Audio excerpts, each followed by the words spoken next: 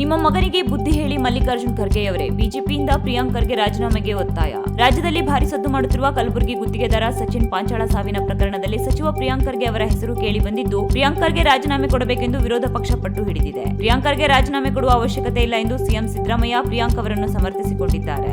ಈ ಕುರಿತಾಗಿ ಎಐಸಿಸಿ ಅಧ್ಯಕ್ಷ ಮಲ್ಲಿಕಾರ್ಜುನ್ ಖರ್ಗೆ ಅವರು ತಮ್ಮ ಮಗನಿಗೆ ಬುದ್ಧಿ ಹೇಳಲಿ ಎಂದು ಬಿಜೆಪಿ ರಾಜ್ಯ ಪ್ರಧಾನ ಕಾರ್ಯದರ್ಶಿ ಪಿ ರಾಜೀವ್ ಅವರು ಆಗ್ರಹಿಸಿದ್ದಾರೆ. ಬಿಜೆಪಿ ರಾಜ್ಯ ಕಾರ್ಯಾಲಯ ಜಗನ್ನಾಥ ಭವನದಲ್ಲಿ ಮಾಧ್ಯಮಗಳ ಜೊತೆ ಮಾತನಾಡಿದ ಅವರು, ಎಐಸಿಸಿ ಅಧ್ಯಕ್ಷರೇ, ನೀವಾದರೂ ಬುದ್ಧಿ ಹೇಳಿ. ಸುಪಾರಿ ಕೊಟ್ಟಂತ ಇಷ್ಟು ದೊಡ್ಡ ಆರೋಪ ಯಾವ ಸಚಿವರ ಮೇಲೂ ಬಂದಿಲ್ಲ.